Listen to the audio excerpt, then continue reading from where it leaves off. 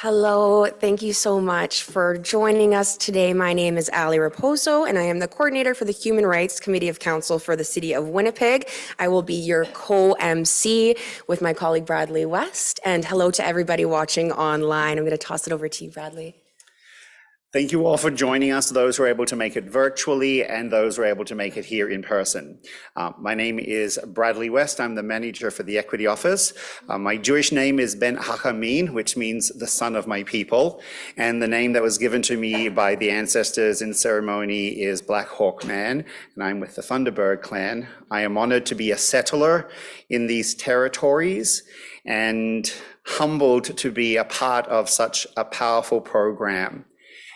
Traditionally, when we create space and place, we do a land acknowledgement. However, we also understand that right now, with relatives in the landfill and with the trauma that is still going on in many of our communities, that for some, a land acknowledgement rings hollow. So what we are going to do, after consultation with elders and knowledge keepers and friends and family, is pause for a moment of reflection. And we ask for each of you to reflect about your relationship to the land and to each other, your relationship to those we have lost, who are with us in spirit, and for those who are still with us and need our action and our support and our intention today and in the days to come.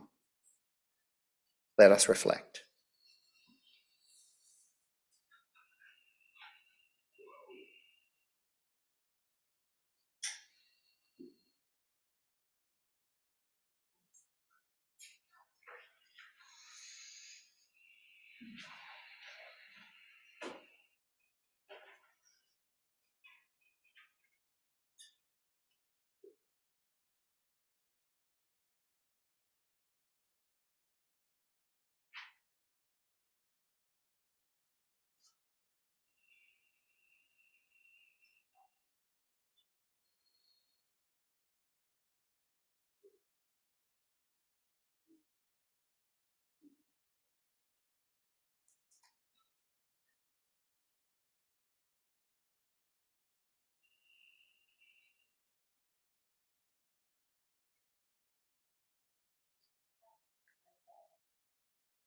Thank you.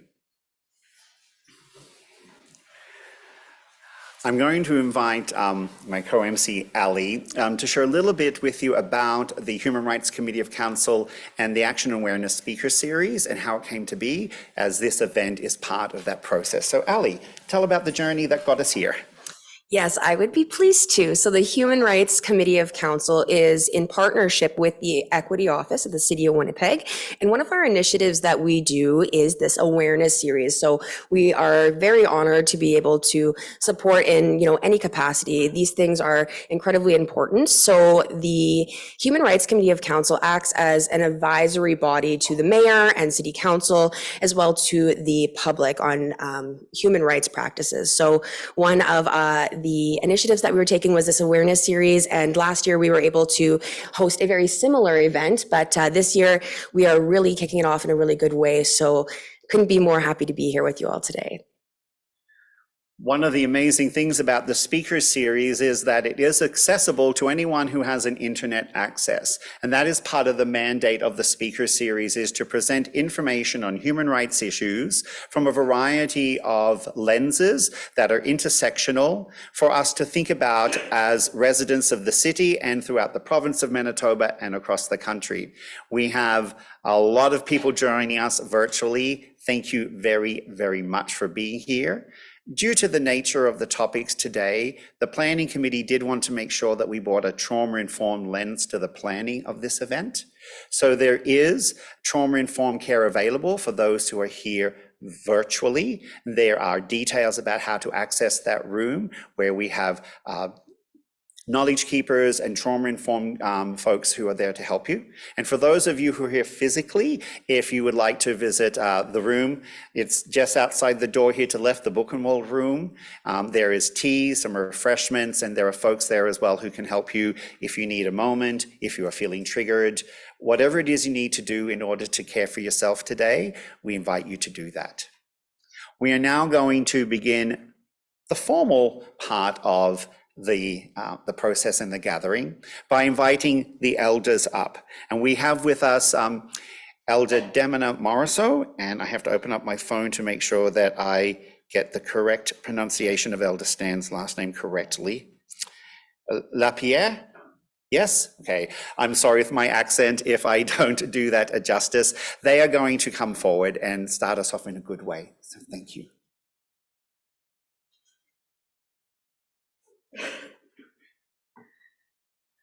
Thank you, Miigwech.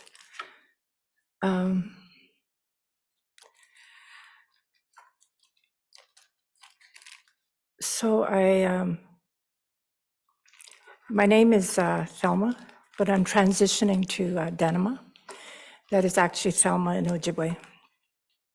I want to, my other name is Bitwewe Benezik Indigo, Wawate Gabwik Indigo, Makwadu Dem Nigabe Mede, Medeana Koyenda. Okay. Bonjour, Okamau Gisik, Disnakas, Maigan, Dudim, Nizu Mede. What that actually translates to is a chief of the spirit world. And my clan is of the Wolf clan. And that is the clan that walks with me and guides me. I want to acknowledge Nahani and Sandra with Giganawe Namananek and all the helpers that are in the room.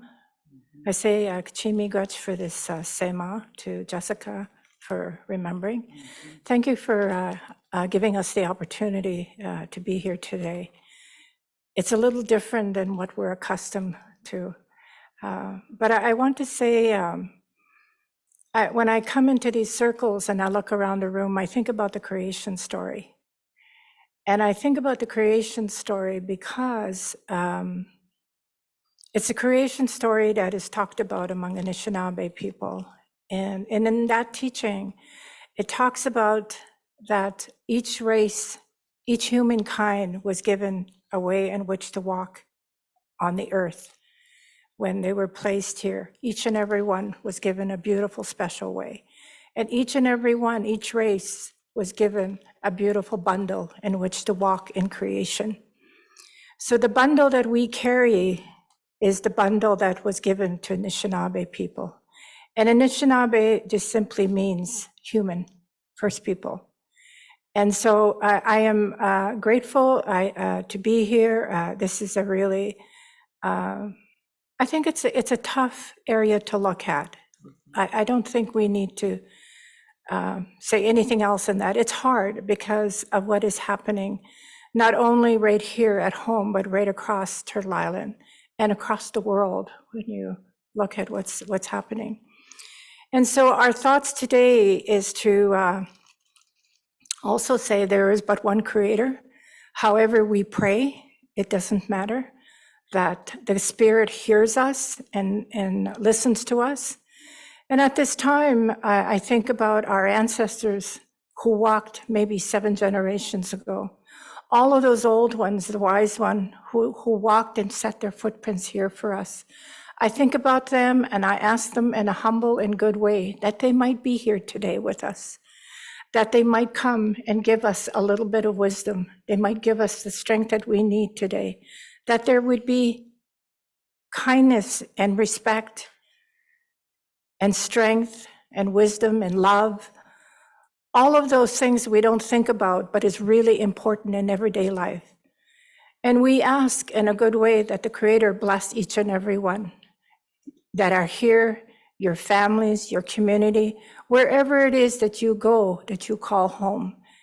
And I ask in a good way that the grandmothers and grandfathers be close to us and guide us in this journey that we are on. We pray, as always, for peace here, peace throughout the world, for safety for women and children, not only here, but all through the world. We pray for that. Each and every one of us make a community, and when one is not well, then we're not well, all of us. It impacts each and every one. So that's the way we want to come today, in a good way, to say Kachimi Gach for this beautiful day that the Spirit has given us, that we can be grateful each and every one of us have breath today, that we were able to get up and have life. And there's nothing more precious than the life that we have. And so I give thanks for that and say miigwech and ask Mino Bimadziwan for each and every one of us. Ajawem Nishnam Gijanamanado. Ajawem Nishnam Gijanamanado. Ajawem Nishnam Gijanamanado. Ajawem Nishnam Gijanamanado. Miigwech, miigwech, Nikanagana, miigwech.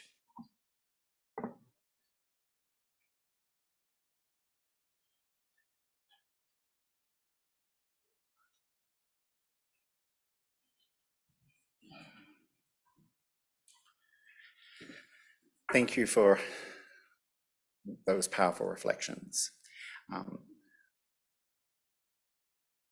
For many of us, it is sometimes difficult to find the balance between the formality that is required of these situations and balancing both the different ways of being.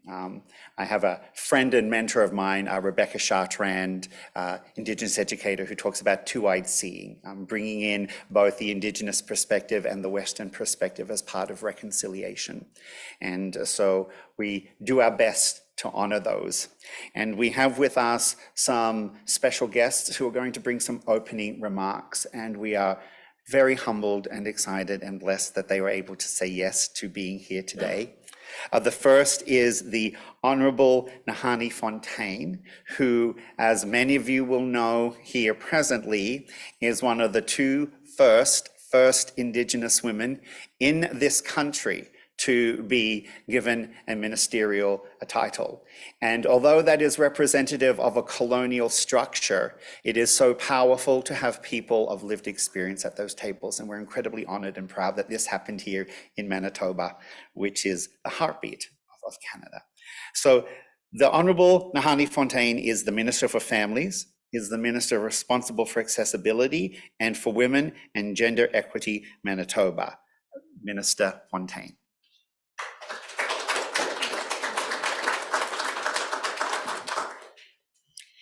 Miigwech so much for that introduction. Anin to everyone here, and of course miigwech or anin to everyone that is watching online. I have to just gently correct the record. So myself and Minister Bernadette Smith are the first First Nation women appointed to cabinet here in Manitoba. But actually there have been not as many as I would like to see, but some incredibly powerful, gifted, extraordinary Indigenous women that have been appointed to cabinet, both federally. So I think most of us will know about Jody Wilson-Raybould. And then provincially, there is Jeannie McLean, who is a Liberal member of the government, who I believe she was appointed as, what was she? Maybe the Minister of Education, maybe, I could be getting this wrong. But now, just recently, maybe last year or a year and a half ago, she was appointed Deputy Premier and another portfolio. I can't remember what the portfolio is. And so we have an Indigenous woman up in the Yukon who is the Deputy Premier. And of course, we had Melanie Mark from BC, from the NDP government in BC. And why I actually want to just, we're here gathered to talk about gender-based violence. There's also structural violence towards Indigenous women. And what we saw, and this is literally not what I was going to speak about, but what we saw with those three Indigenous women, including Momalak, who was an MP an Inuit MP, who also left. All of those Indigenous women left those positions of power. They all left those positions of decision-making. Why? They didn't leave because they're not capable of doing the job. Actually, quite the opposite. In my mind, they are more than capable, and more than capable than some of the people that are appointed to cabinet across the country.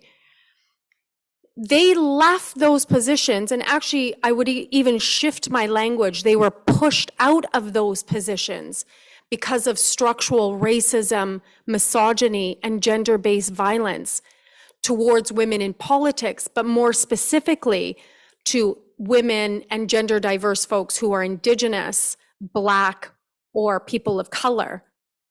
We face, as all politicians face, all kinds of things from the public, but I would submit to folks that in particular, Indigenous women face some of the most vile, disgusting violence that you can imagine, including myself. I was just sharing this story a little while ago.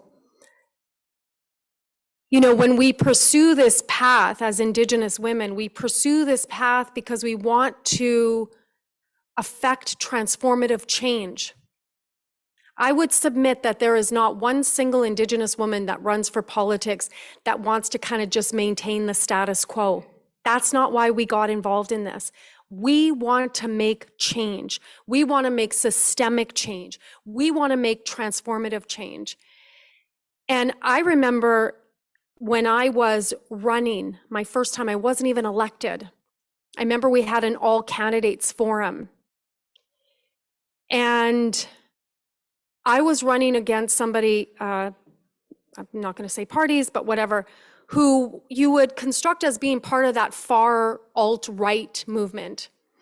And this particular all candidates forum, which we had been there for 2 hours asking like just relentless questions, blaming me for stuff that the previous government had done that I had literally at that point had no clue about, but put that aside.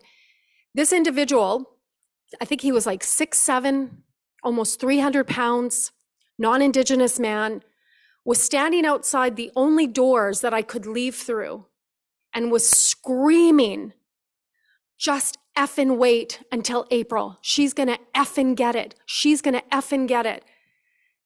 And I remember thinking, holy moly, like what is going on? I had to be surrounded by 10 people to leave that forum because I dared run. And all of those women that left for different reasons like that. In August, I posted a tweet about our sisters, mothers, daughters, granddaughters who are lying in a landfill. I think I tweeted it on like August 6th or August 4th. And as typical, a bunch of men tweeting comment after comment after comment. I mean, whatever, attacks against myself, blah, blah, blah. But the comments about Indigenous women, and in particular, Indigenous women that are in a landfill, I had just had it. And I remember I knew we were about to go into an election. I thought, no, for my well-being, I can't continue to subject myself to that level of vitriol, misogyny, hatred, and racism. Because in that final tweet, I've tweeted a couple of times since then, well, they're not even there. Well, they brought it on themselves, which is a language or a discourse that those of us that have been working on this issue for 25, 30 years hear all the time, blaming Indigenous women and girls for the violence, the savage violence that is exacted on our body because we are Indigenous, because somehow in this country, from the moment of first contact, Indigenous women and girls have been constructed as less than. And violence has been executed on our bodies with impunity for years and years and years. And so, I honor those women that try to do this job and that unfortunately can't take it and are pushed out of these very positions that are trying to make change. It's not an easy path, but it is what we're talking about today. It's a different form of what we're talking about today.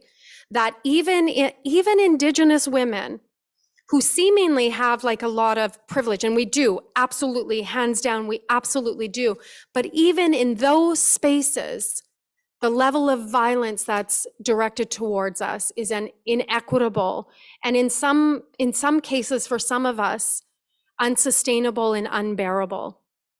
And so we have a lot of work to do. And I just want to say this. I know I'm supposed to only be being greetings and I'm going into like lecture mode here, but I just want to say this.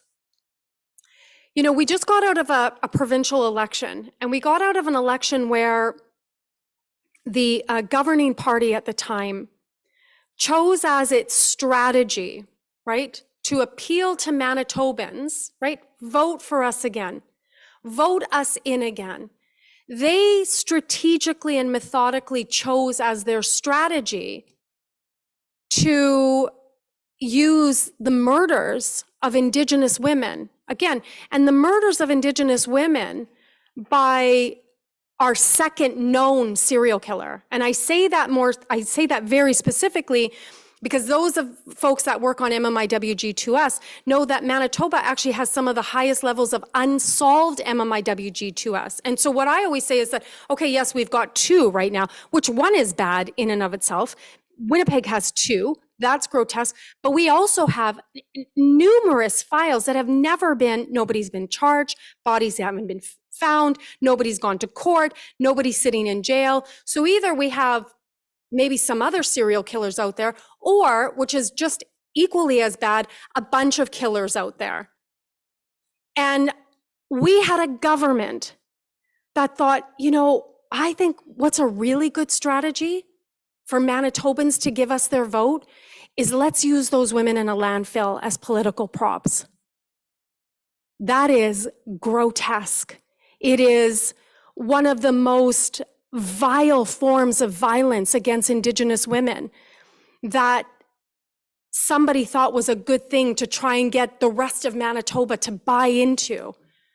Luckily, Manitobans are on a path of reconciliation. Manitobans are on a path of acknowledging, actioning, affirming that Indigenous women, girls and two-spirited, are equal and sacred and deserve protections. And so luckily, Manitobans rejected that form of systemic violence, really grotesque violence against Indigenous women.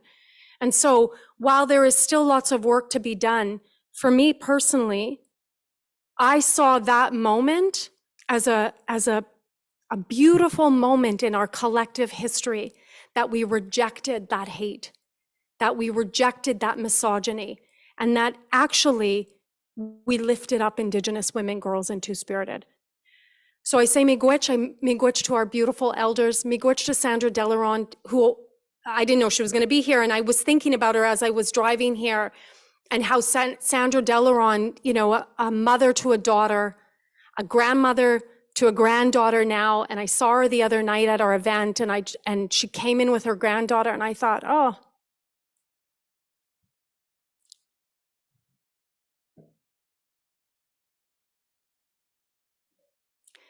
despite all that history, we are raising our daughters, we are raising our granddaughters, and we're raising them in a good way, and they're protected, and they're loved, and what they see is the strength of our women, of our matriarchs.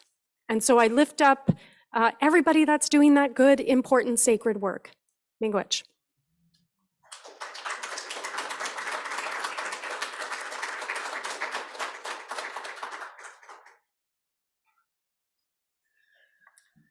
Thank you, miigwech, Minister.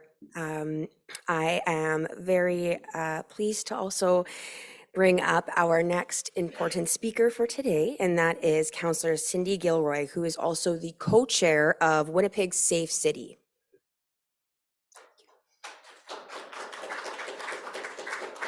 Thank you, and our new minister, thank you very much. Beautiful words, and that's a really tough act to follow, so thank you very much, but very happy you're a minister taking on these challenges. So I am Cindy Gilroy. I'm the chair of the UN Safe Cities, and I'm honored to be here to bring greetings on behalf of our city, but also behalf on the UN Safe Cities portfolio. And we know that 30% of women in Canada are experiencing violence and sexual violence. And I want to also add, it's not just women, it's those that are perceived women or even identify as women. So that's also very important to acknowledge as well. And we know that overwhelmingly that it is our Indigenous women and it is also our newcomer women. So today's discussions are very important on what we do as a community to deal with these important issues. And I've been working recently with a lot of people that are unsheltered and in addiction and an addiction crisis and mental health crisis. And so Adela has taught me a lot about what we need to do as governments and really laying the foundation. Because Adela, and I'm using, it's not her real name, I'm using it because I'm protecting Adela, you know, she was unhoused and she's addicted. And she is the third generation to be in was in CFS, and her kids are now the fourth. We have a lot of work to do in terms of the trauma and everything that comes from that. And her story is touching me because while she was in encampment, she was taken out of that encampment and tortured. And her story lays the foundation because here at UN Safe Cities, I've been really working and focusing on the last few years on, okay, how do we improve our transit system? How do we improve, we have Uber now, how do we make sure things are safe? Because we are looking at violence and sexual violence towards women in public spaces. But now, over the last few years, our public spaces have changed. And the face of who are in them have changed. And women are doing what they can to survive on our streets, and unfortunately in some homes where they maybe don't want to be. And we got a lot of work to do. So I'm very happy to be here with all of you here today who I know are working hand in hand on these issues. I see our fire chief there, who I know. His crews are out there firsthand dealing with some of the stuff and issues that we're seeing on the street, but also women that are working with women in shelters, you know, that are working with our newcomer population for them to really understand and understand what Winnipeg's about and where to go for supports. And so there's a lot of good work that that we're doing in Winnipeg, but there's a lot more we can be doing. And honored to be here with you all here today and listen to some of the discussions that will be taking place. Thank you.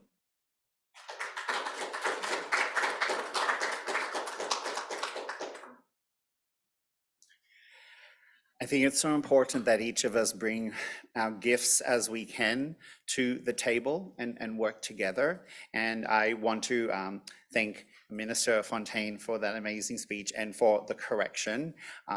I am someone who lives with a disability. I have dyslexia, and when I get nervous and stressed, my brain muddles things up, and I often say things back and forward.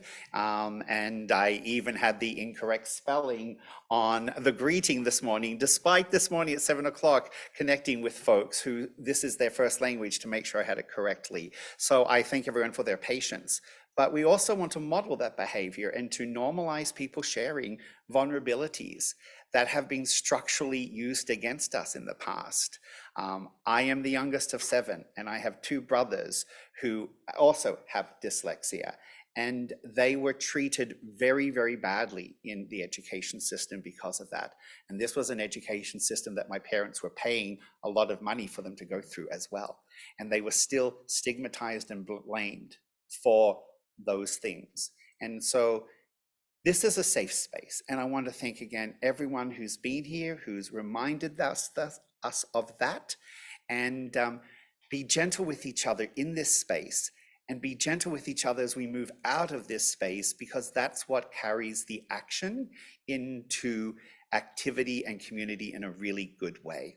And so Ali is now going to bring forward our next speaker. Very, very well said and very true. Thank you, Councillor. Our next speaker is actually an appointed citizen to the Human Rights Committee of Council, so the committee that I coordinate. And so I'm very, very happy to bring up a friend and colleague, Ayodele Odiemi.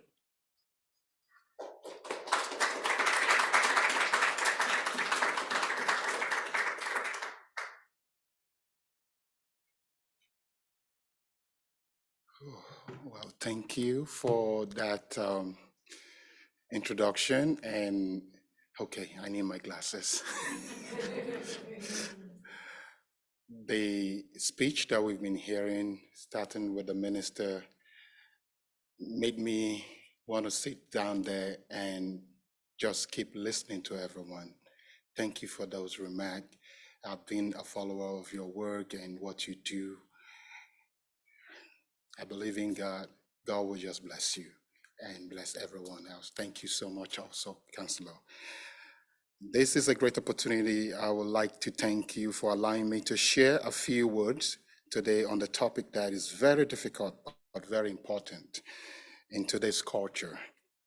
Today, as we unite in the global campaign for the 16 days of activism against gender-based violence, it is crucial that we address the pressing issue of domestic violence in our own province. The past 2 years has been particularly challenging with the COVID-19 pandemic exacerbating incidences of domestic violence. Statistics from the province of Manitoba revealed a disturbing increase of domestic violence during the pandemic. Reports show surges in cases highlighting the urge and the urgent need to comprehensively get ourselves into action. Behind these numbers are real people enduring unimaginable suffering within confines of their own home. To combat this crisis, we must prioritize education and awareness. Initiatives that challenge gender norms and promote healthy relationships can play a pivotal role in reducing the ultimately preventing domestic violence.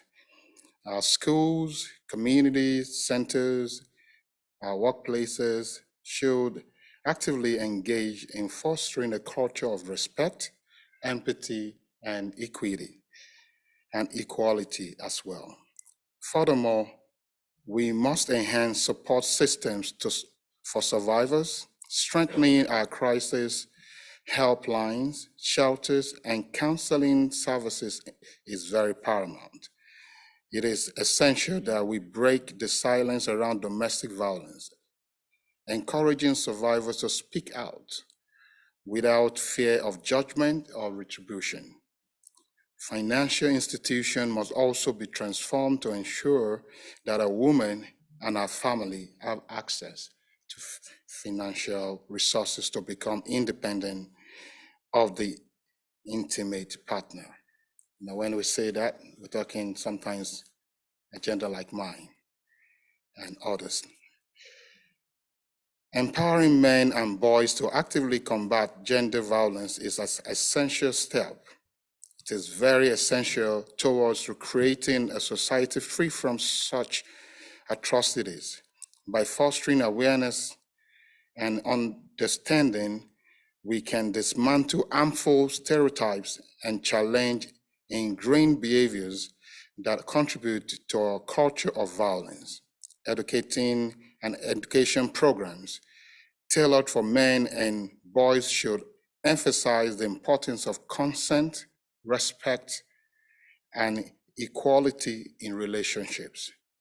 Training initiatives should encourage open dialogue, allowing individuals to explore and question traditional notions of masculinity that may perpetrate harmful dynamics. By dismantling these stereotypes, we pave the way for healthier, more equitable relationships. Engaging men and boys as allies in the fight against gender-based violence not only addresses the root cause, but also creates a supportive environment for survivors to come forward without stigma. Moreover, mentorship program and positive role modeling can play a pivotal role in today's society. Men who actively promote respectful behavior and equality become powerful agents of change in their community. It is a collective effort to redefine masculinity, ensuring that the next generation grows up with values that respect and reject violence and embrace mutual respect. Through these endeavors, we can reshape societal norms and build future where gender-based violence is no longer tolerated. Government must also retool legislation that should be robust, ensuring swift and just consequences for perpetrators. We must collaborate across sectors of law enforcement, healthcare, and social services to create a seamless work that protect victims and hold abusers accountable. Community involvement is vital. Neighbors, friends, and family members can be the first line of defense. Encouraging bystanders intervention and establishing neighborhood watch program can create a culture of safety for those at risk. In Manitoba, let us unite against domestic violence. Together, we can create an environment where every individual feels secure, respected, and free from the shackles of abuse. The path to change begins with awareness, education, and collective commitment to fostering a society where violence has no place. I know that if we as a society work together, we can overcome every form of domestic violence. Thank you. Mikwe.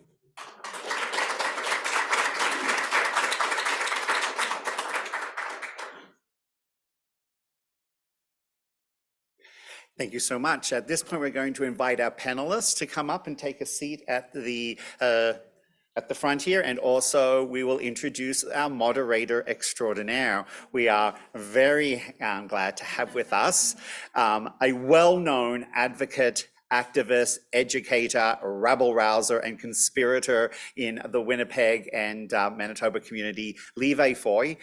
Levi Foy, who is also the executive director of Sunshine House. So Levi, if you want to come up, and we'll be having them take seats here. Yeah, absolutely. You'll notice that we have an empty seat up here, and that is to reflect one of our panelists who are joining us virtually. So we have David, who will be joining us, David Sanderson from the Moose Hike campaign from the West Coast. But I wanted to have a physical representation of him up here as well, so that we can honor the presence and energy there as well. So that's why that's all set up there. Thank you very much. And we'll introduce Levi, who will introduce our esteemed panel.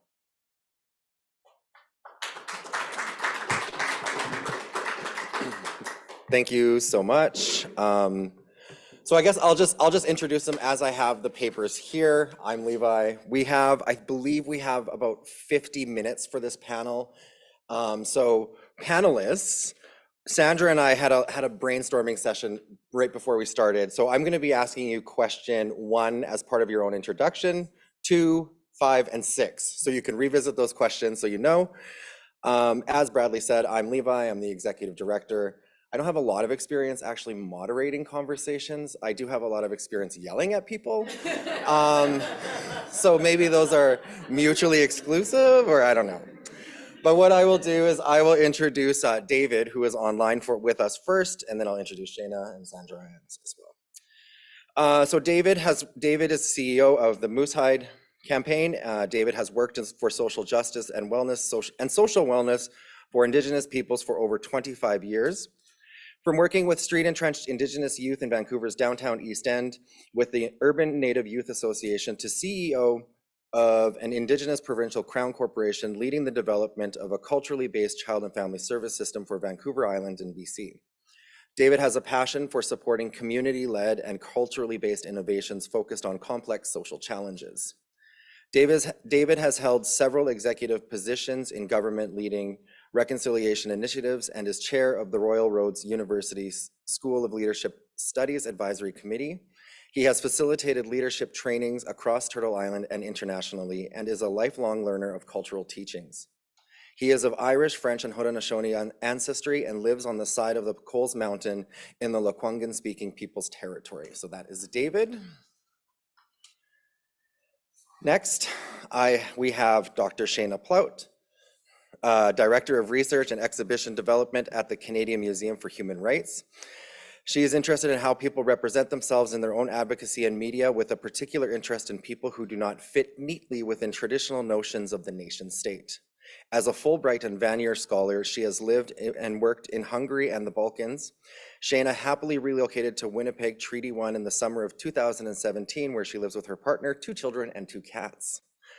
Shayna's work sits at the intersection of academia, journalism, and advocacy, and always takes an intersectional approach to power. Shayna has researched and engaged with Romani media, migrant media, and Indigenous media in Canada, the US, and Europe for 20 years. Her academic writing has been published in numerous peer-reviewed journals, and she has contributed to many book chapters. In more recent years, her focus in teaching, research, and writing has focused on the ethics and methods of human rights work.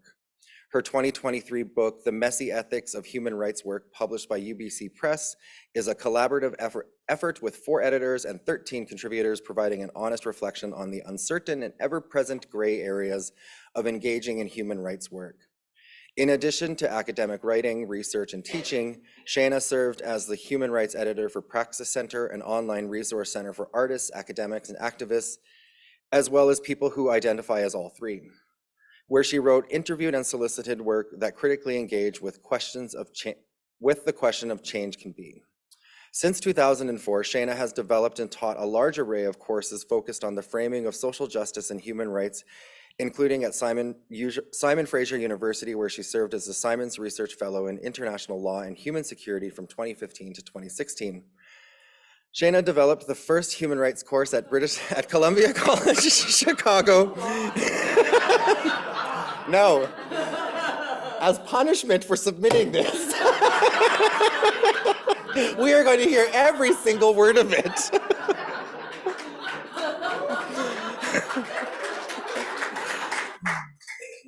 Shayna developed the first human rights courses at Columbia College, Chicago, and the Graduate School for Journalism at University of British Columbia. Shayna has designed and taught courses on the ethics and methods of human rights work, migration, social inequalities, and human rights journalism. As an educator, researcher, and journalist, Shayna has served as a consultant for the UN's Office of the High Commissioner for Human Rights, Amnesty International, and a variety of migrant and human rights organizations. Since 2014, Shayna has served as a research manager for Strangers at Home, a project of the Global Reporting Center, which has won numerous journalistic and human rights awards. Shayna joined the Canadian Museum for Human Rights as the Director of Research and Exhibition Development in June of 2023, and we are really honored to have you here, Shayna.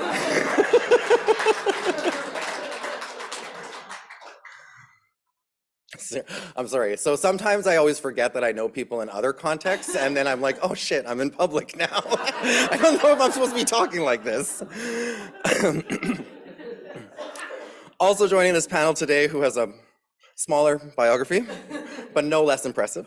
Nina Kondo has been involved in community leadership for 17 plus years. The great majority of this time, she's worked in nonprofit leadership roles and front lines. Nina teaches undergraduate students at the University of Manitoba, Faculty of Social Work, and previously taught at the Red River College in the counseling field.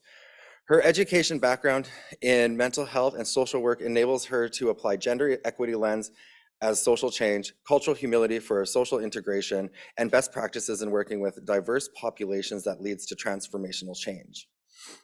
Nina has developed frameworks and recommendations on best practices for practitioners working within gender-based violence settlement sector, and she championed the development and the implementation of the Mental Wellness Coalition in Elmwood while securing multi-year funding.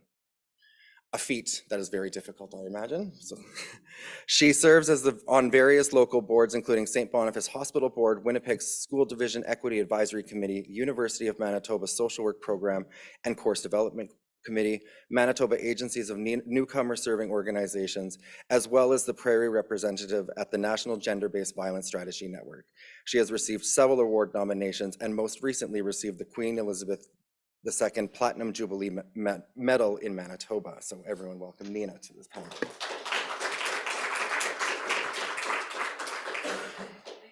Yes. please. So I will. Let's go on. I will introduce somebody who does not require that much of an introduction, because many of us are familiar with her work. And if you're not familiar with Sandra personally, you've engaged with the work of Sandra Delaron in a variety of different capacities that you don't even know you have. She is a leader. She is somebody I respect and I admire with all of my heart. And when you were talking about her family, I also love all of her family with all of those same things. And she is someone who I think many of us aspire to be. So everyone, please welcome to the panel, Sandra Delaron.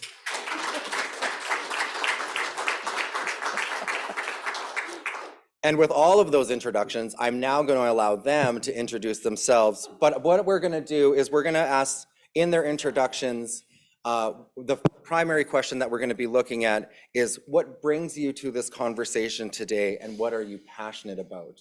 And for each question, we'll try to give each presenter about 2 minutes to answer each question so that we can get through some questions and hopefully have some time for audience questions as well. There's no real rhyme or reason to how we're going to do this first question. So if anyone wants to volunteer, please go for it. I'll go. Thanks, Sandra. As you look at me. So first of all, I want to acknowledge our beautiful grandmother Denema and grandfather Stan for centering the conversation, and Nahani for your kind words. I've always admired your work, and sometimes we've fought on opposite sides, but for the same cause. And most of the time we've fought on the same side. And just know that myself and others, your sisters, your mothers, your grandmothers are with you. Thank you. And knowing that this conversation isn't just about, it is about intersectionality and how it requires all of us to do this good work. So I want to recognize Greg as well, and Marcy, and knowing that, and Jessica, who are part of the work that we do with Ikiganawe Mananig. And I get a star for that. Means we all take care of them. And I'm sitting here because we work as a collective body, that everybody's voice is important, that we're all part of promoting change. I got involved in this work actually because I eavesdropped on the conversations of the young women who came to sit at my mother's table when Helen Betty Osborne was murdered in Nepal in 1971. I wasn't allowed in the room, but at the time, houses that were wood heated, a great big kitchen stove, there'd be a hole in, not like a hole, but the wall was built that way so that the heat could move across, and I would sit there all the time, pretend I was sick, so I could listen to the conversations at the kitchen table. But while I don't remember the words, I remember how safe they felt in my mother's table, and how scared they were. And then as a young girl, how scared I was to live in a community where there were men that killed one of our relatives. So that really informed who and what I did with my life. And while she wasn't a blood relative, it's, that call for justice continued to increase as, the number of women and girls and gender diverse relatives went missing and murdered. And I think for the last 50 years, this has been carried by all of us as relatives. And the greater society would look at us and say, what's wrong with you, you know? So this is not about us. It's really about society. It is about systems that continue to perpetuate the inequality. And we're sitting here because we need everyone to be part of the process of change, where people like my granddaughter can be safe. As we were going to the event the other night, she goes, we're walking down the street, and then we got closer when there were more people and more light. She says, I feel better now, I'm not scared because there's more people around. For a little 7-year-old to understand and is really beyond me, you know, that they shouldn't have to feel that they need to be in certain places to be safe. Our society just needs to be safe. And so that's what informs me, and that's what informs the work I do, and I've been doing it a long time and will continue to do it until that breath is gone. So, and really the invitation to you and to society to be part of that process of change. So. You go, Sandra. Anybody else want to go first or go second? Follow that. Thank you, Nina. Thank you for the invitation to be here. And thanks to Minister Fontaine and Councillor Cindy for the beautiful word, and for our elder for centering those voices here. I'm visibly Black, I'm racialized woman, and I've seen and witnessed several equity-seeking group members experiencing unsafety when home is no longer a safe space, when home is no longer a refuge, when your society is no longer a safe space. Where do you go? Who do you turn to? When we're witnessing violence on the street and we're not acting, we have a culture of tolerance, a culture of silence. And when I'm working with those women and individuals who constantly are saying, there's no hope, where do I go? That pushes or fuels my passion to do the work I do.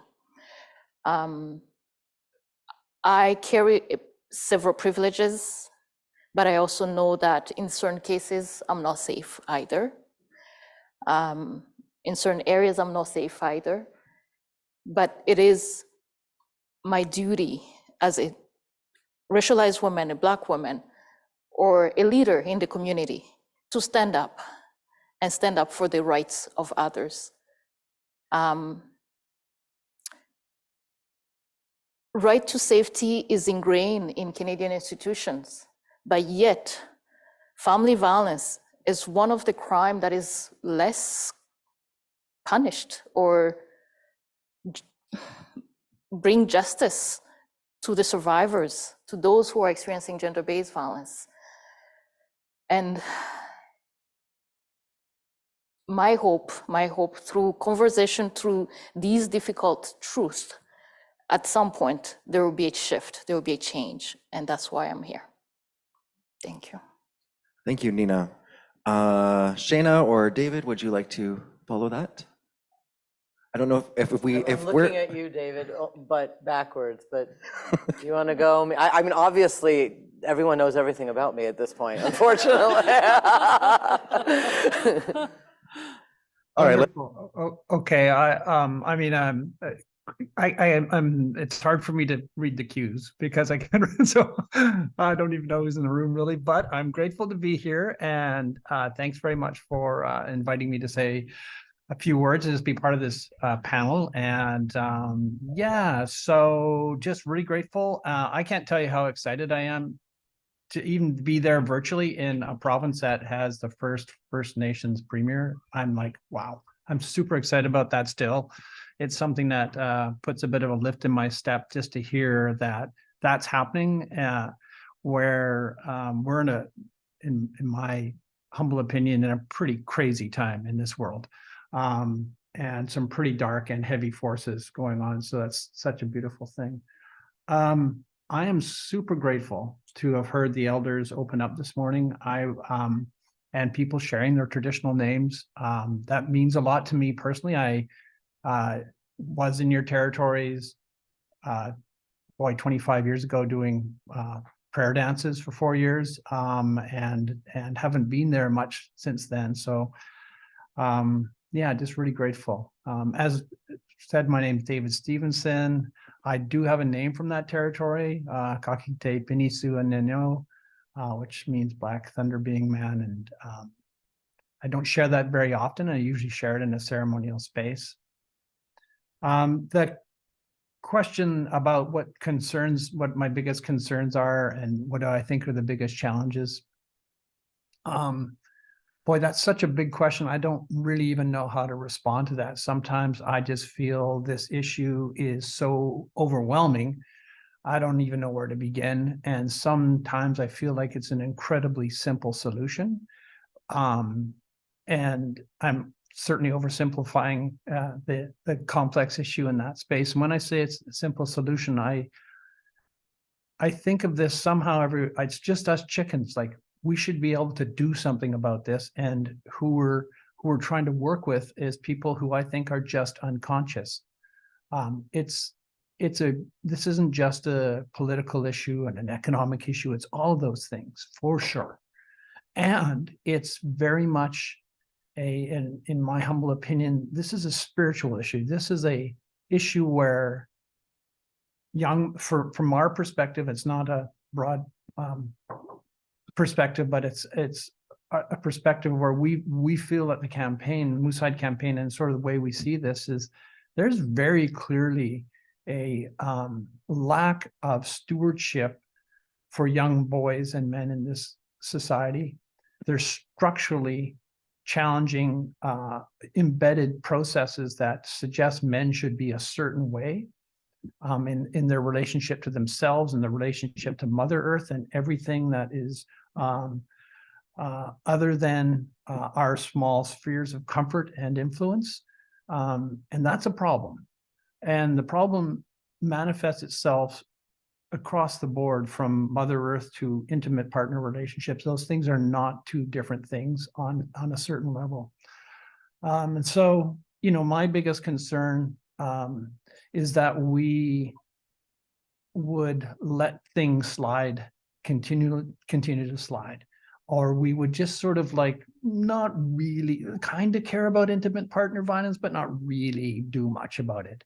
Or that we externalize this as something for young men and boys, where we externalize this as that's something for the police or that's somebody else's family, rather than being stewarded into families and communities and societies where we say, no, it's non-negotiable. There's no gray zone here. This is a black and white issue, and men and boys need to grow up in a society where it is crystal clear that conducting ourselves in a respectful way towards our women and children and those of different races is not a nice to have. It's a necessity for us to live in this society in a healthy way. So that the hope is under all of that, and I think the barrier in front of us is not necessarily the folks in this room, but certainly folks outside of this room who have some concern, but not enough to do something. As somebody said, there's lots of bystander culture, that kind of thing, where I think in other societies, other cultures, other times, young men and boys are stewarded to say, no, this is not a black and white, this is a black and white issue. This is not somebody else's issue. This is my issue, no matter what level of privilege or how distant intimate partner violence is. So, and with that, I'll just say that we hope that one of the ways through this is to call those people who are distant from this issue, who think they are, believe they are, call them in through a sense of love and respect and say, we're all on this journey together. What we're asking you to stand with us. It's not everything, but it's something to do on this journey of trying to create a society and a process and an inclusivity that is kind and respectful as just a way of being in the world. And so it's, yeah, so that's my 2 cents. And I'm really grateful to be here and looking forward to the conversation. Thanks. Great, thank you, David. So Shayna, David led us into the next question, which is pretty great, because you said we already know everything about you. I also But want everyone to know that it was supposed to end at the Shayna move to Winnipeg in August of 2017. beautiful. Sorry about that. Okay, but the next question that will be asked to all the panelists is like, when we're thinking about gender-based violence today in Canada, what are some of the biggest concerns and what are some of the biggest challenges? So feel free to roll all of those questions together in your own introduction. Hi, everybody. It's really bright. Lots of lights, which is good. Thank you. Thank you so much for including me in this conversation. My name is Shayna Plout. If you translate my name, it means beautiful refugee. When people ask why do I work and have always worked in the field of human rights, I do what we do in my culture. I blame my mom. She named me beautiful refugee. She didn't name me quiet accountant. So my work, my passion, why I am here is because I believe that so often labels of victimhood, i.e. refugee, are actually assets of strength. So often things where we would be seen as having power stripped, debasing, actually become opportunities of seeing and things differently and offering other ways of seeing how things can be.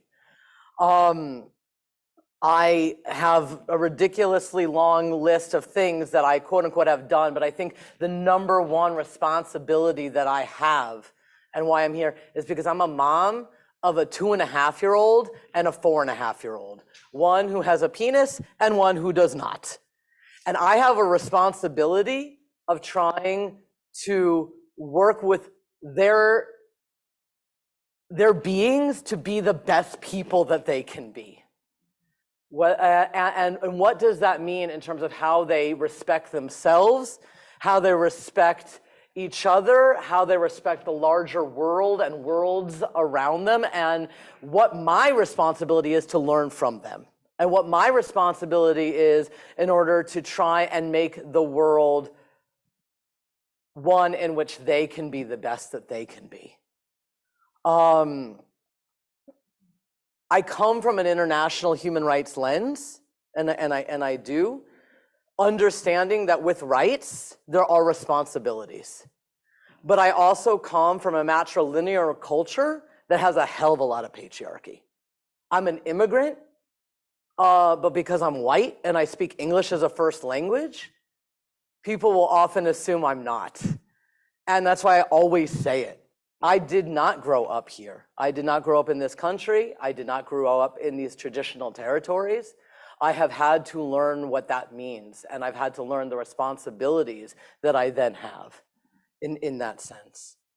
I don't know if I answered your question, Levi. But I would say that I'm constantly looking at human rights abuses that are done in the name of gender and done in the name of presumed understandings of culture, the misuse of culture.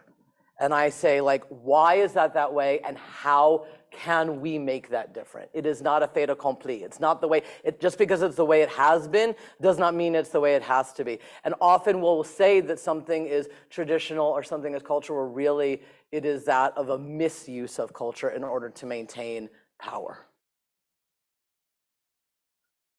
Well, I don't know if you answered the question, but I can repeat the question if there's anything else you want to add.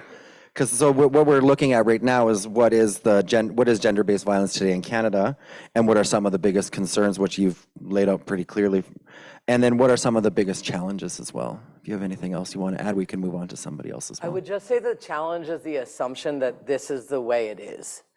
That the number one challenge is saying that this is the way that it is, and actually recognizing that there are so many human rights abuses, but there's also so much strength and possibility. And to not feel the weight of what is unjust as a barrier for working for what can be. Thank you. Nina or Sandra, did you want to add what it is that you think some of the biggest concerns are and some of the biggest challenges in addressing gender-based violence in Canada today? Sure. You can go ahead. Some of the challenges, in addition to what I had pre-started with, the bystander and culture of tolerance, if I focus on the intersectional lens of newcomer, migrant, immigrant, refugee, all the status, Black and brown bodies are dehumanized. And when we're looking at the complexity of impact of gender-based violence on those population or our community, we tend to look at it at one lens only, forgetting that there's multiple other factors that may impact whether the safety or the survival of that individual. We forget to ask them what they think they need to move forward. We assume that because of this framework or our societal framework is what should work. But we should be bringing those voices at the table and ask them what will work for you. We cannot use intersectional lens and just be stuck in one area. We need to look at cultural humility. We need to look at social justice. What is human right? We had a case where individual went to shelter. They kept them safe. But within those systems, not collaborating, not talking to each other, that person ended up going home for her own healing, forgetting to inform her that by you leaving Canada, you will lose custody of your children. And by the time they return, they're charged with child abduction and end up losing access to their children. How are we helping other than hindering? As much as it might be from a place of goodness, from a place of good intention, I often say intention, regardless of your intention, is the impact of our behavior, is the impact of our action that carries the weight of how that individual will function. And that's the challenge we're facing right now in Canada. When we're working with various culture, we need to take in consideration one culture does not equate to the other. We need to know that there's uniqueness, there's assets, there's opportunity, and use those spaces to learn and ask those individuals what will work for them, and not us assuming that will work for them. Let's stop the one shop. Let's look at bringing multiple level of sector, multiple field, multiple voice to ensure that we're properly addressing and responding to gender-based violence. Thank you, Nina. Sandra, the floor is yours. Okay, great, thank you. Thank you for bringing the response regarding an intersectional lens. First of all, I want to start by saying that Indigenous women are rights holders, and we affirm that every day that we get up and walk in this world. But we also understand, and it has been accepted by the Government of Canada and the provinces, that the situation of Indigenous women and our families is a result of a race-based, gendered genocide. What we are trying to work within is systems that have been designed on the principles of genocide. And I want to really thank Councillor Gilroy for moving a motion a couple of months ago, I think, regarding the our relatives that are in the landfill, and that, you know, federal and provincial governments to move forward and to search the landfill and to resource the searching of the landfill. But more importantly, and as important, is to understand that the women that are in the landfill are there because they are, under the UN covenants, identified as internally displaced persons. We are, as Indigenous women and our families, as a result of ongoing systems and policies, internally displaced persons. We are refugees in our own country. We're refugees in this holy land, our holy land. You know, that we can say all the land acknowledgements that we want, but unless we change the systems that are designed to keep us in this state of perpetual harm, then things won't change. And to also then, you know, for the city of Winnipeg, we have such an opportunity and such promise to make a difference in Canada. You know, to recognize that even though individuals are refugees, that we are also citizens within this great community, and that there is a responsibility of the city of Winnipeg to search the landfill on one hand, and another hand to ensure, you know, that there are, when we look at UN Safe Cities, that those principles and policies are really become practice, become domestic practice, so that we can have safe spaces. I think that that's how international and national covenants or laws should be applied. It's not, you know, something that we should aspire to. It's something that we can do if we work together. So that would be my thought on that matter right now. I'm just like, you can keep going. I think, yeah. But I think everyone, like people have all mentioned a lot of really, throughout the morning, beginning with Minister Fontaine's comments about these, there's some common themes here around systems, around kind of what those types of changes are going to look like. And I think one of the things, one of the more interesting questions that was brought when we were talking about this to me personally, was thinking about how can we explore accountability and enforcement given intersecting systems of oppression and those types of things, because I know even my own work, I often have to rely on systems that I'm extremely distrustful for and that I know that are going to harm the people that I'm supposed to be working with.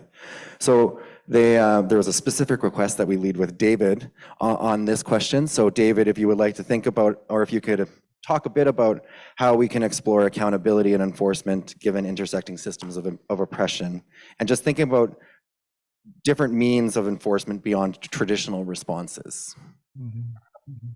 Well, thanks very much, and I'll share a bit, but I really do want to hear from others on this one, partly because it's well, I guess my quick answer would be this, is that, you know, the systems that we have in place are necessary on some levels around enforcement, et cetera. I understand that there's a role. What I think the big piece that is missing is an internal sense of accountability being grown in our culture, in our cultures, or nurtured in our cultures and our young folks in particular. And so there's compliance with the law, or and that's one thing. It's externally referenced. You're not allowed to do this.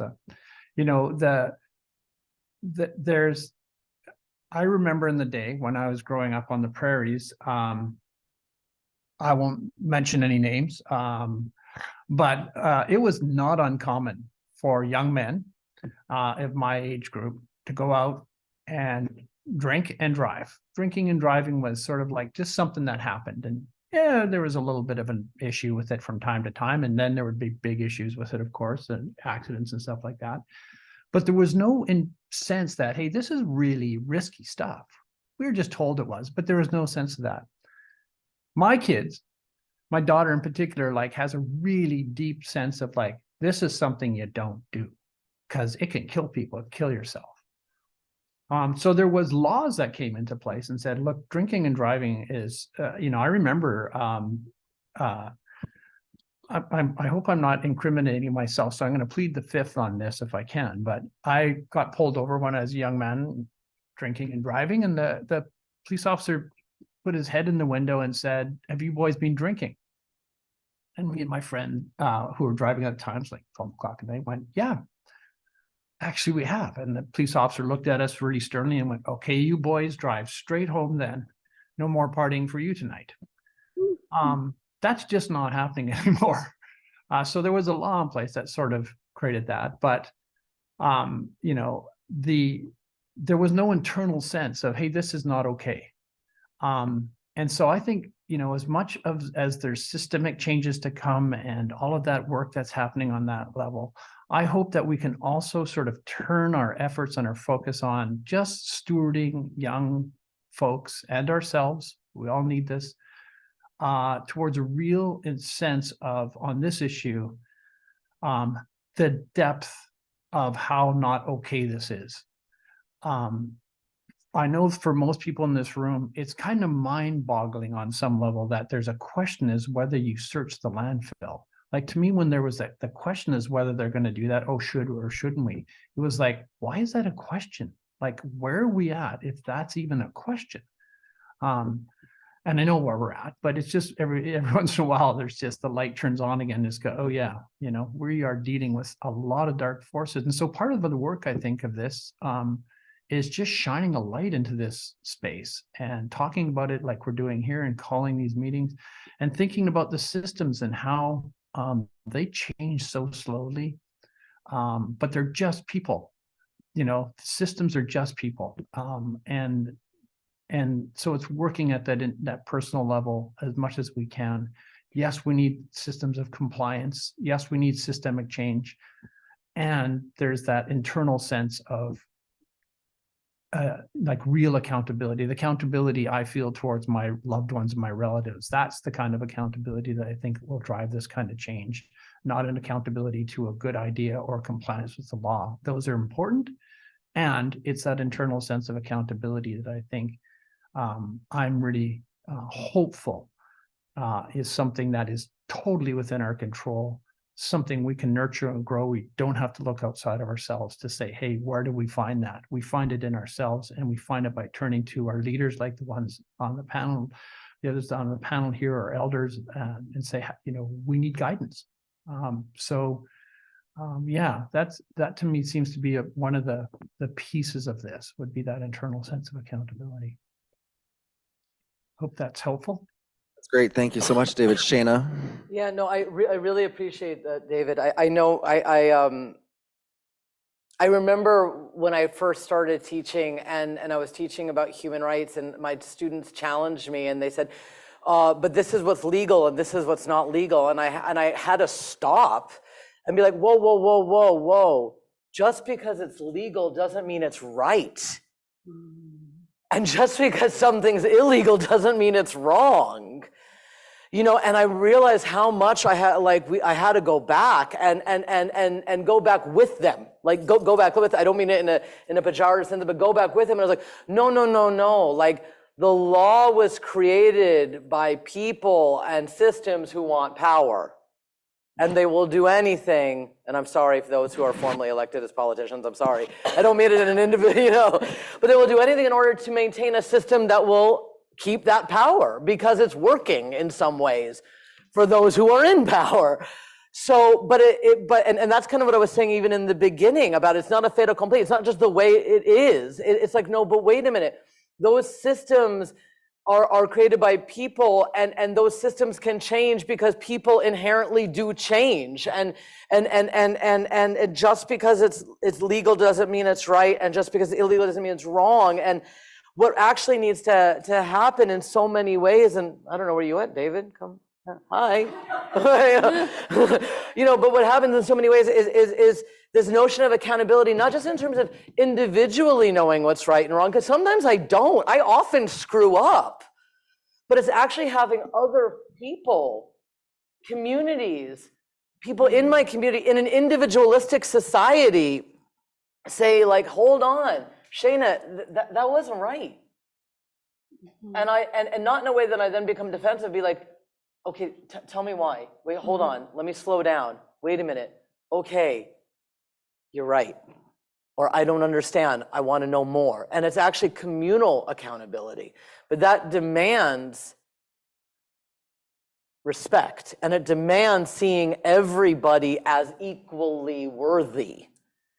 And that's often where I think law becomes a problem, is it starts creating a hierarchy of who is more worth than other, who is more human than other, who is more worthy. I don't want to say humans because not like humans are the best, but it's like who is more worthy than others for our money, for our time, for our attention. And I think we need that humility of communal accountability. Thank you, Shayna. Sandra or Nina? Sorry, and that's when systems and structures can change. Sorry, the communal the humility, that's when systems and structures can change because we can build something else. Sorry. No, that's fine. I forget the question. You could just keep going off whatever they had, but the original question was, it's really exploring these themes of accountability, and I'm kind of imagining new ways of enforcement or thinking of different ways beyond the traditional responses that we have right now to accountability and enforcement and systems of oppression.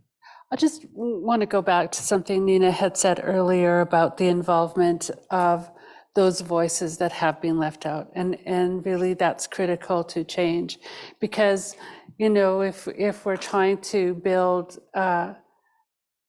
systems of accountability, from whose lens, right? And so in the area that we work in, that it really has to come from those with lived experience to be able to support the design of markers or systems of accountability.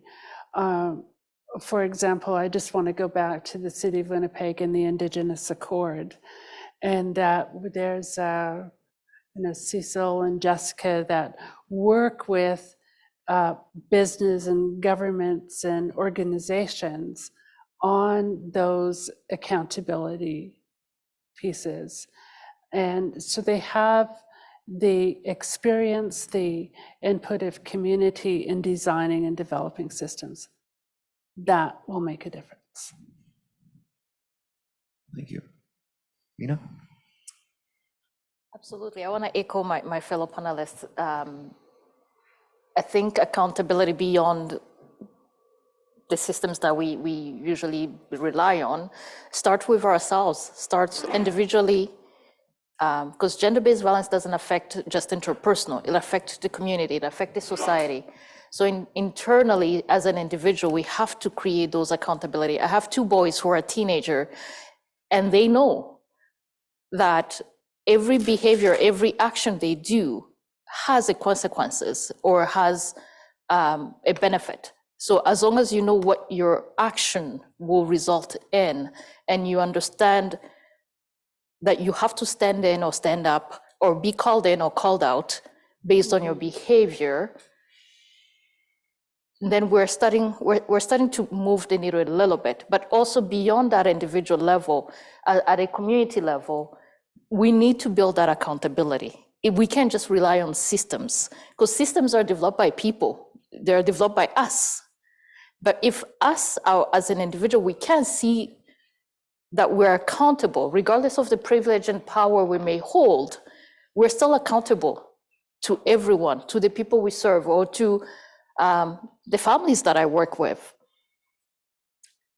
And then at a societal level, globally, we need to shift those mindset, understanding rights from wrong, but also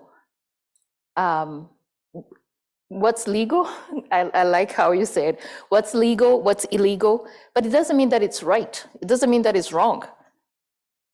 When we see something wrong, what do we do? When we see something wrong, how do we address it so it doesn't happen again? What are we teaching our children? What am I teaching my boys so they can be good people?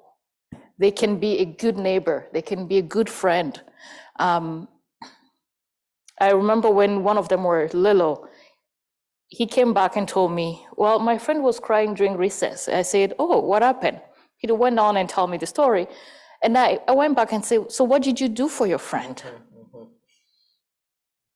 He said, I went and told the other kids that that's not nice. And I also told the teacher what happened. I'm like, good for you. But then he's like, but they did not like me. I'm like, doesn't matter. You stand up for your friends. Stand up for what is right, not because of the people around you. Thank you. Thank you, Nina. So being mindful of time and that people are busy, and I also do want to save some space for us to kind of network after. I think what we're going to do is I'm going to merge the last two questions.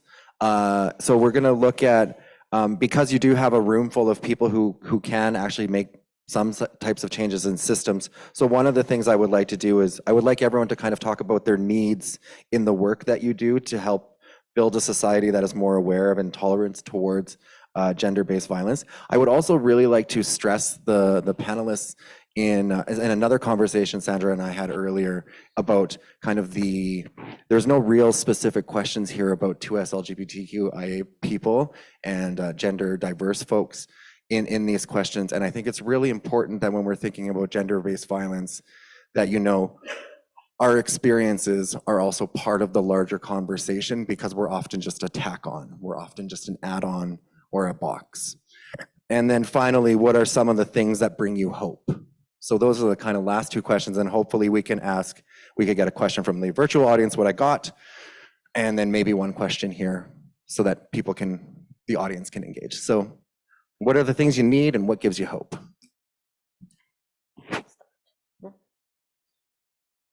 What are the things we need? When we look at the global sustainable goals, it kind of gives us a little bit of what are the action we need. We need that in cross-sectoral collaboration. We need both the public, the private sector to come together and create programs or strategies that address gender-based violence for all.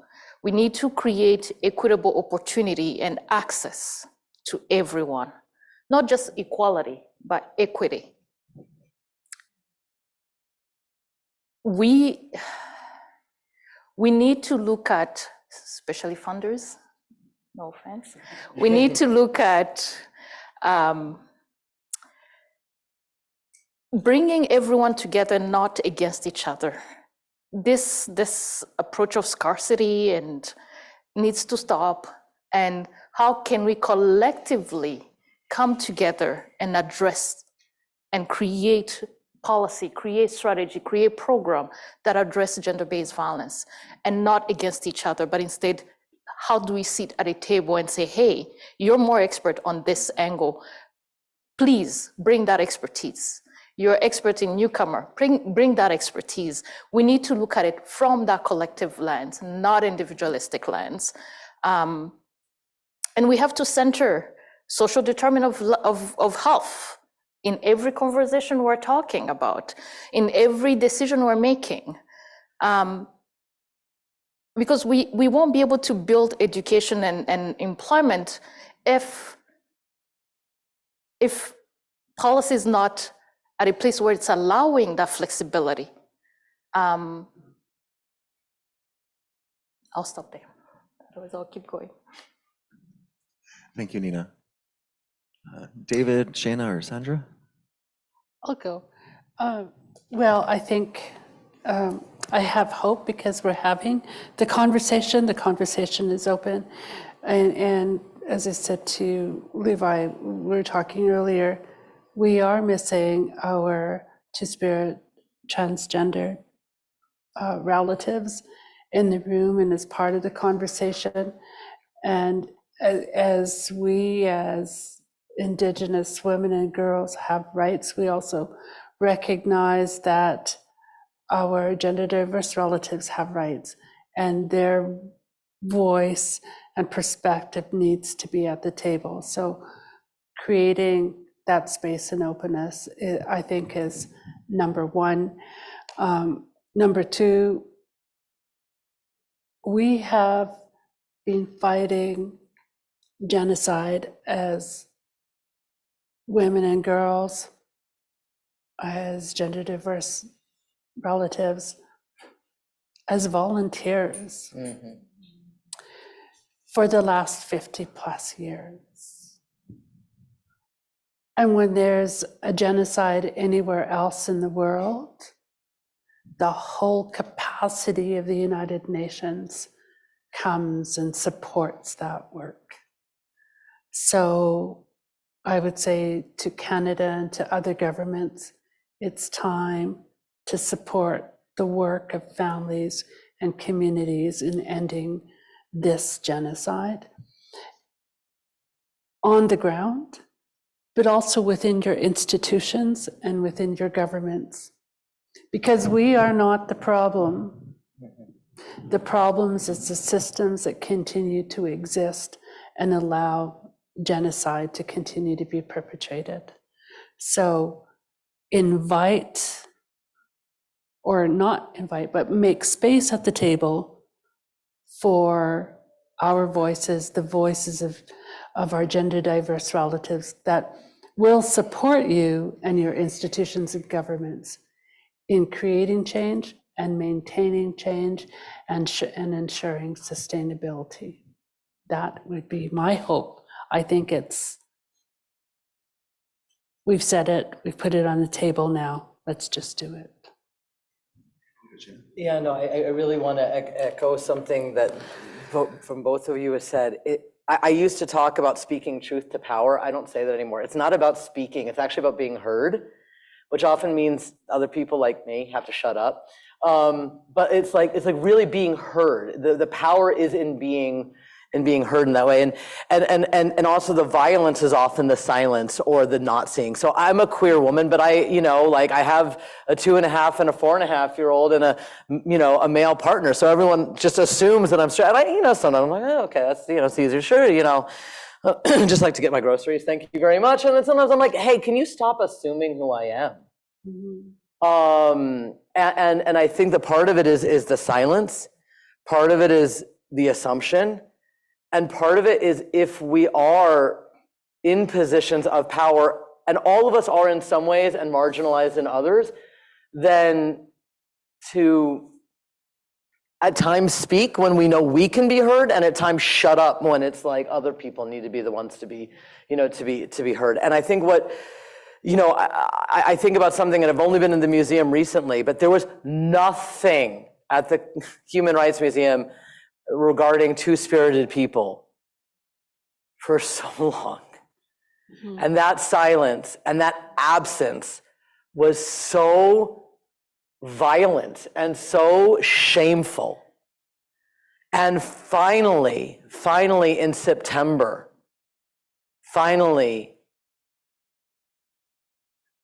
there was acknowledgement, and it was acknowledgement within a two-spirited pipe ceremony. I was in Vancouver. I am not good at being in two places at the same time. I could not be there. But the acknowledgement of the absence and the violence of that absence, I think, was one step. And then not only acknowledging it, but doing something about it was one step towards making change. And that gave me hope. When only 5 years ago, experiences of Two-Spirited and other queer folk, and I'm using queer in the most generic way, was actively, there were tours that were done where people were actively erased. And then now it's within ceremony that people are actively being celebrated and acknowledged. Thank you, Anne. David? Thanks, Levi, and thanks, everybody. Well, just a couple of things. First of all, obviously, maybe it's not obvious, but it appears to me that the thing that we need, one of the many things we could focus on is, as was mentioned right at the beginning of this, is more women in leadership. And formal leadership and formal positions of power specifically. That's not just a nice sentiment. That is borne out by research here in BC in particular around Indigenous youth suicide. Folks might know about this research, but it's longitudinal research that basically indicates what are the drivers around the extreme rates of Indigenous youth suicide in BC. And I haven't looked at the research for a while, so but one of the indicators of whether a community will have a higher level of suicide than another, there are a number, but one of the key ones is the level, how many women are in leadership positions, chiefs or chief and council positions. That'll be a direct line from there to the level of Indigenous youth suicide. That says a lot to me. It says a lot in the sense that, I think we're pretty lost as a nation on our values and what we're doing. I think we're struggling, as are many nations, people coming together. Look south of the border and we just see like, holy smokes. So I think to the extent that we can, we need to look at models of matriarchal societies, and maybe it's a long-term vision, but eventually having that kind of stewardship from a series of matriarchs is just a best practice. It's not a nice idea and all, it's just a best practice. And that to me would be, how do we nurture that and support that would be a question for me. What gives me hope broadly is how, so I did most of my career and a lot of my career in child and family services, and did a lot of work with young youth coming up. And in the early days of that work, there wasn't a lot of young men that I worked with, or young women that were going to law school and that kind of thing. Now we have a whole generation of young Indigenous doctors and lawyers and leaders coming up. And that's because of the work of people in this room and others who stewarded that next generation. That's being talked a bit about now. And what gives me hope is we're now seeing people, not just what's happened in Winnipeg with Premier Wab and others and Minister Fontaine. We're starting to see this happen in corporate environments and other environments where Indigenous people are coming in, and not from this deficit lens that has been applied to Indigenous people for so long, but from an asset lens. And I'll just say that, with that, that this idea of reconciliation people talk about, everybody works with that. But one of the things that gives me hope is that reconciliation is not just about taking out the pain and the injustice out of the space. It's about putting the love, the respect, and the dignity back into the space concretely. And we see this new generation of young Indigenous people doing that. They're standing up and going, people are looking at young Indigenous leaders now and going, oh, wow, that's we're seeing doctors, lawyers, people coming forward who are really strong, and there's a generation coming in. What gives me hope is I hope when I'm on my deathbed, I'll be able to look across and say, there's a wave of young Indigenous leaders who are taking this country in a new direction. And I'm hopeful that that's actually going to happen. Thanks, Levi. Thank you, David, for those inspirational ways to think about and reimagine the world. We have one question from I think there was like 150 people online, I heard, or something like that. Yeah, so usually when I'm at these things, there's like 3 people. So I was like, wow, what did you do to get them all there? Skip the dishes credits or something, probably. So as women and 2S LGBTQIA plus folks and those who love us, how do we prevent the fear and realities of the violence from debilitating us? And what is helpful for coping? So I'll let you just kind of lead this as you would like. Or Shayna, you have your... Yeah, I was thinking about this and I was like, I don't know if there's space for saying this. And thank you for that question. My daughter is 4.5. My daughter has little to no fear, which is good. But it was interesting because I was thinking what you were saying about your granddaughter. A couple months ago, I have the kids I have her in a wagon. That's how I schlep her around everywhere. And Malik, but my son wasn't there. But I have her in a wagon, and I just see a guy walking down the street, and I just didn't like the way that guy was looking at her. And I was going to my front door to unlock it, in order to unlock it. And she was getting out and about to start engaging with him. And I just said, Mira, just come here. Just come here. And she's like, and I'm like, just come here. And I was so struggling in that sense of how do I make sure she keeps that love of people and the world and going through that in her strength, while also recognizing that there are times where things are not safe. And there are times where people are not safe. And I don't want her to just be like, just listen to me because I'm your mother, because boy, do I not do that, but like, I want her to just, and I struggled with trying to say, and all I could say is most people are good, but sometimes people want to do something that's not good. And sometimes you have to listen to yourself about that. And it was because I didn't want her to have fear, but I also wanted her to be safe and not debilitated, but also growing that spidey sense, growing that intuition without growing a fear of people. And particularly, and I hate saying it, it's not always men, but it's often men, but not always. Thank you. Does anyone else have? I don't know. I mean, I used to tell my daughter when she was young, you stay right beside me or someone's going to steal you. So now she's got issues with that. But in many ways it's true. You do have to keep your children safe. And we're fortunately in a position where we can do that.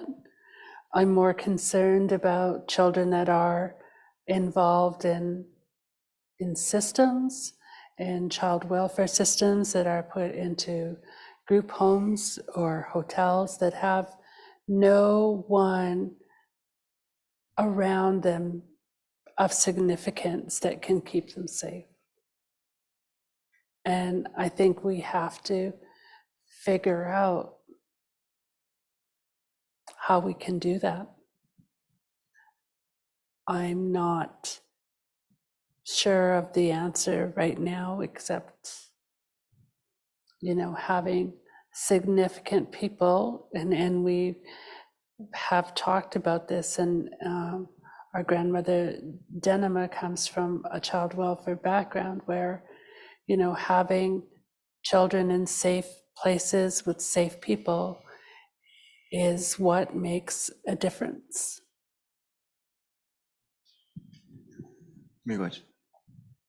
Nina? I'll echo that. Creating that like community of safety, building your network, support system, whether it's a friend, family who may understand what you're going through, will help cope, will help start the healing practice.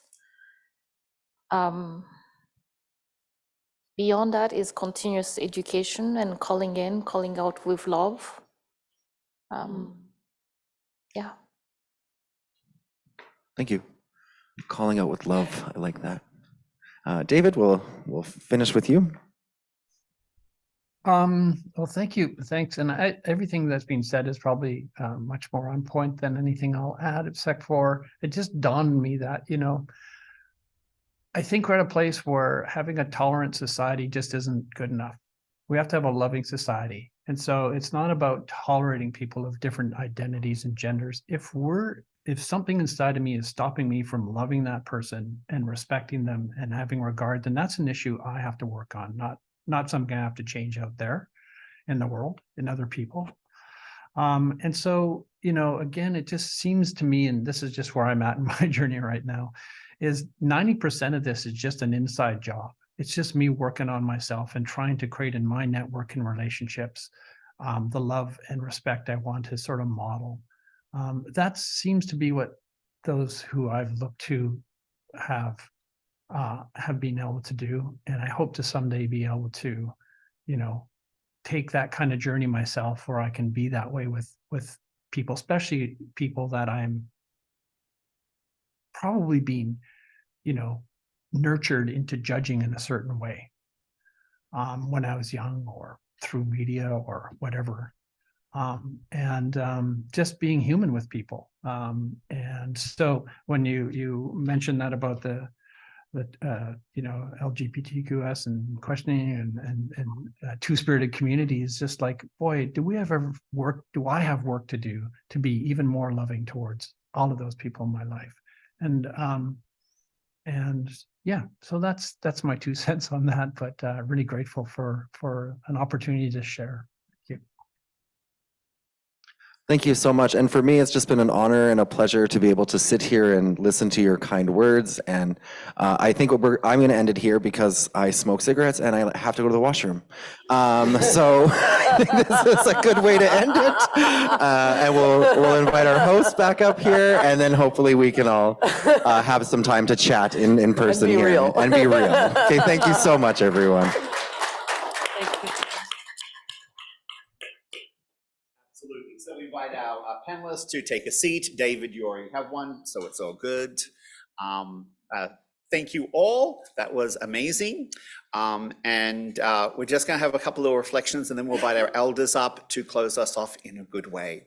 I was reading a book last night that I ordered about a year ago, and it was on feminism, the divine feminine, feminism throughout the ages, and how it was edited out by a patriarchal worldview. And one of the reflections in the dedication was, I remember the mothers whose hearts are now outside of themselves because it no longer belongs to them, but to their child. And I remember that for all of us, no matter who we are, acknowledging that our first country was inside a woman's body. Our first element was water. Our first way of being was connected in darkness and safe. And it struck me that this is what the work is about.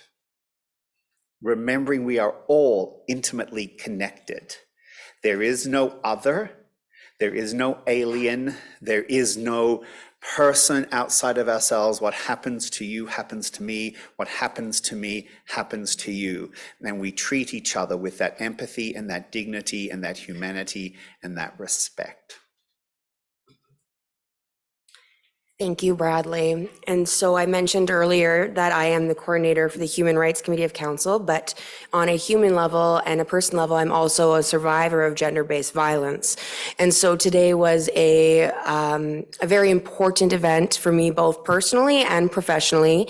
And so I thank everyone here today on a very heart level. And I hope that we can continue these conversations and, not be ashamed to speak up about things such as this. So thank you and miigwech. Absolutely. So now we invite the elders up to close us off in a good way. Thank you.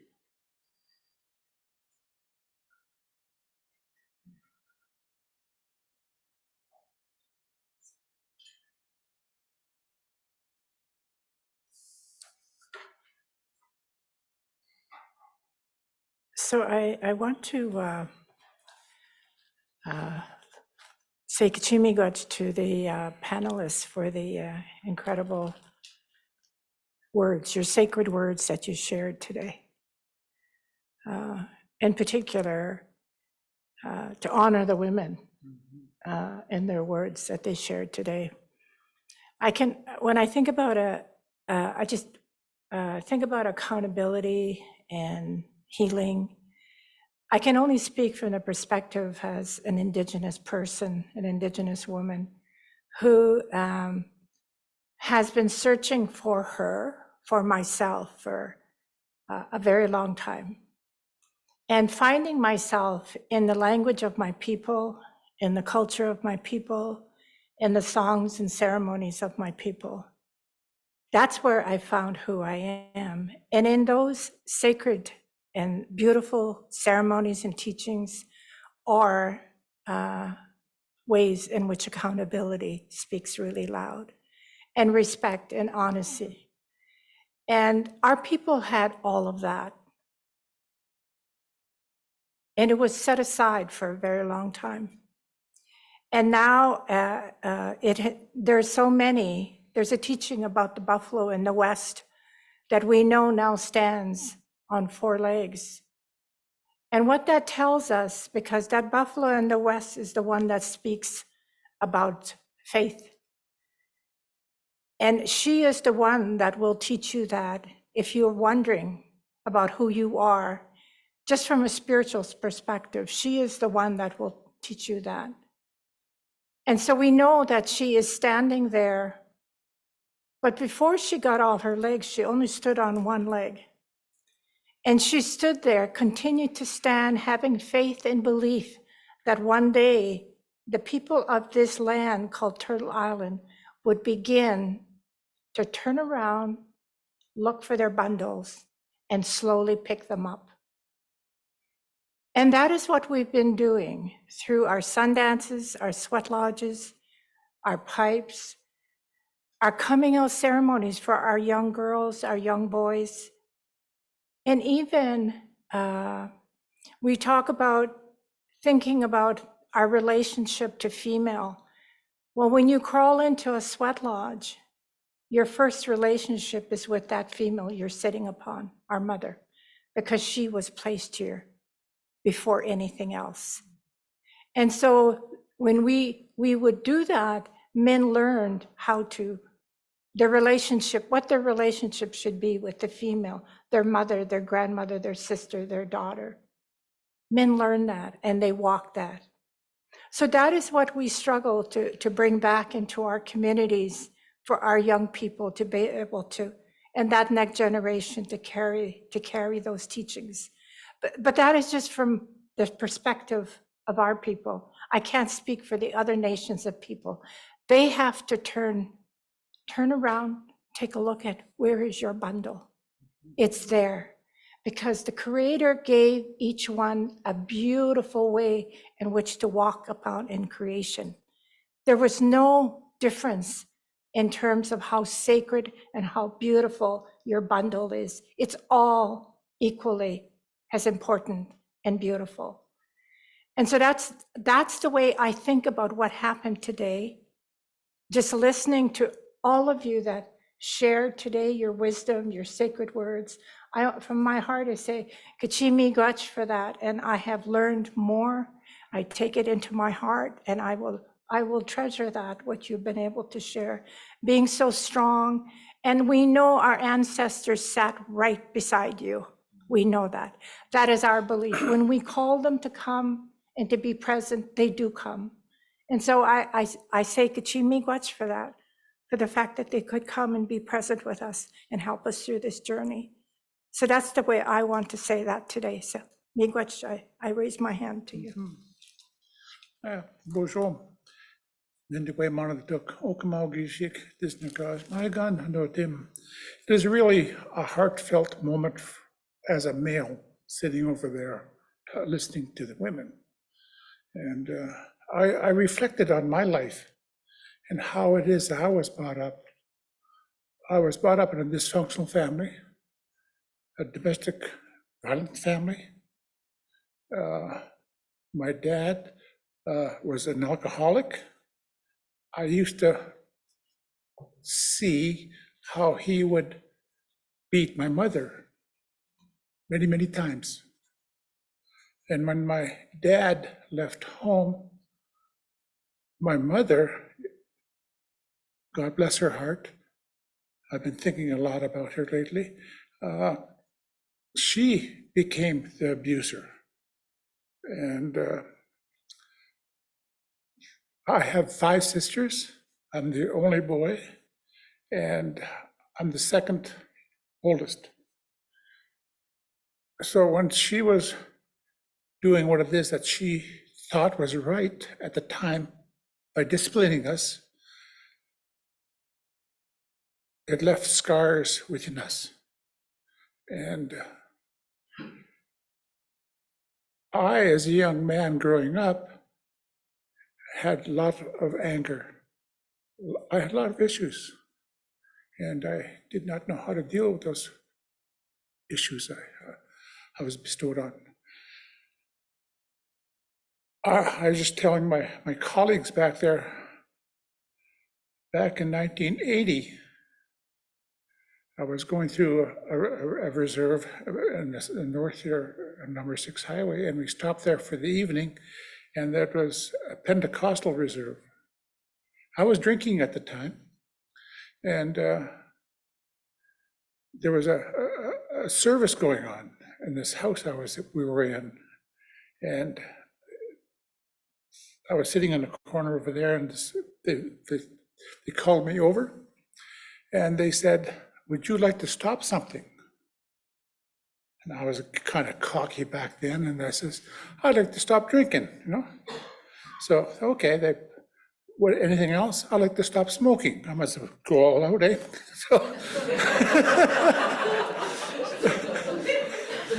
So they put their hands in my head, and they prayed and they prayed. They really had to pray hard for me. But you know what? That was September 28th, 1980. And I have never touched a drop of alcohol since.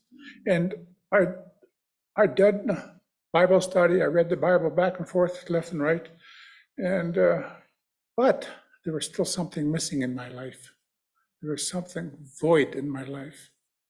And I went to a workshop in 1982, and there was a ceremony going on. It was the very first time I heard a drum. It was the very first time I seen a sweat lodge.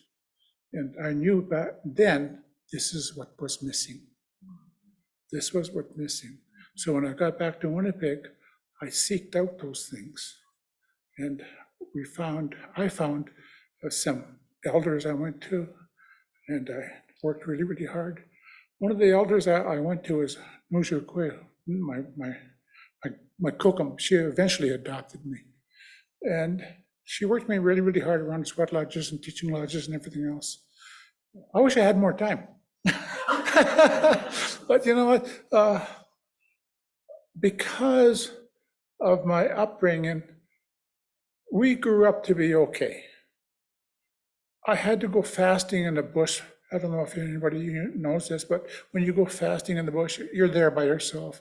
And this is where I had to come to grips with a lot of things that happened to me. And I have an older sister. She's okay. My other sister, Elizabeth, she's okay. My other sisters, they did good for themselves. My baby sister, she's got a PhD in education. And my other sister, she owned a little daycare center. My older sister, she went to senior management in a hotel chain in Saskatoon. I don't talk about myself. I'll let my wife do that for me. But you know, I guess I'm trying to address the men out there. The men need to do something. You're not doing enough. You're not doing enough as Anishinaabe men. And you need to do more. And when we go to these gatherings, there's not that many men there. Where are our men? Our men need to be standing behind our women. We need to be supporting our women all the time, all the way. So I just want to thank you for the few minutes of that. I wish I was, see, it is my birthday today. I wanted to bring back, since I was born in 1947. Thank you for your time.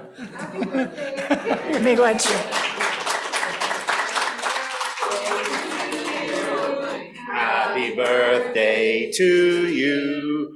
Happy birthday, dear Stan. Happy birthday to you. Yeah. Good. Megwitch, thank you so much for those powerful words. And as David was saying, you know, unfortunately, men have not been allowed enough voice in this conversation.